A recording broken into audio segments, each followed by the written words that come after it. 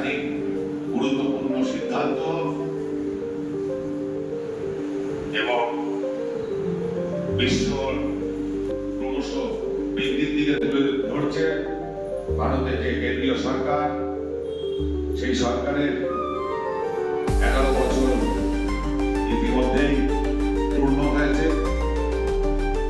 আমরা আগত বছরের মধ্যে দিয়ে আজকের দিনটা খুব স্মরণীয় দিন। তার কারণ শ্যামাপ্রসাদ মুখার্জি আজকে তিরোধান দিবস হয়নি, সেই জন্য আমরা আজকের এই দিনটাকে তিরোধান দিবস বলি। সেই তিরোধান দিবসে শ্রদ্ধেয় শ্যামাপ্রসাদ মুখার্জির চরণে আমাদের শতকোটি প্রণাম। সকালবেলা আমাদের রক্তদান শিবিরের মাধ্যমে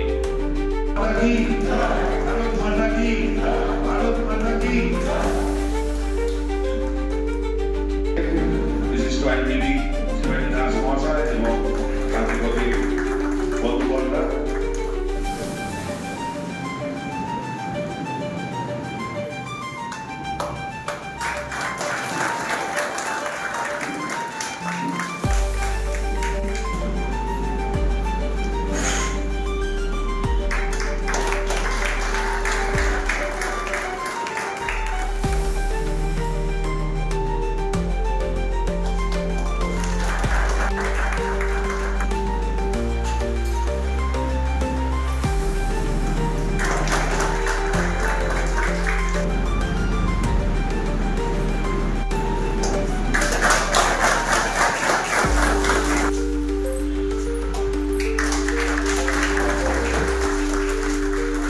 হয়েছে এবং বহু জায়গায় আমাদের হুগলি সাংগঠনিক জেলার বহু জায়গায়